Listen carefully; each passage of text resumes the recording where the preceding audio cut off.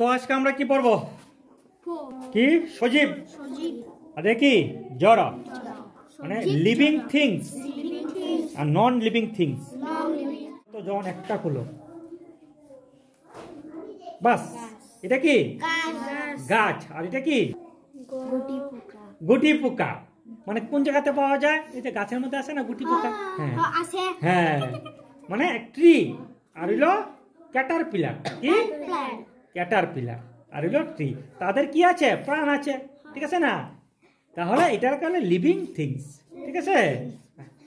তারটা খুলো। এটা কি মাছ। মাছ তো চলতে পারে, শ্বাস প্রশ্বাস নেই, ঠিক আছে না? তারপরে এটা কি ক্যাট, বিড়াল। হ্যাঁ খুলো, আরেকটা খুলো। যে কোনো খুলতে পারে। কি বানর, ইংরেজিতে কি মানকি। আর এটা কি বাটারফ্লাই, বাংলাতে কি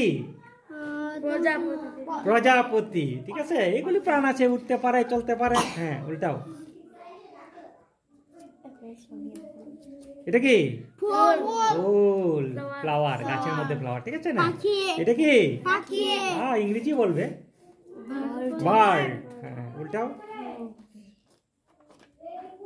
এটা কি মানুষ, আমরাই তো না?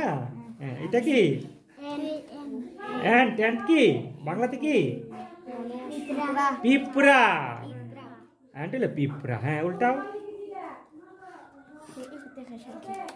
এটা কি হ্যাঁ গরু। কি ইংরেজিতে কি কাউ। এগুলি সবগুলি প্রাণ আছে, চলতে পারে, ঠিক আছে?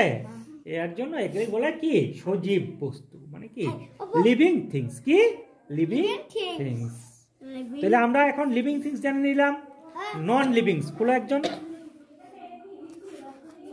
এটা কি বেলুন। বেলুন হলে কি হয়? কি নন লিভিং আছে না? আর ওইটা কি বল। হ্যাঁ উল্টাও। এগুলি চলতে পারে রে নিজে নিজে। হ্যাঁ ছাতা নিজে নিজে চলতে পারে? শ্বাস ফেলায়? হ্যাঁ ঠিক আছে চলো।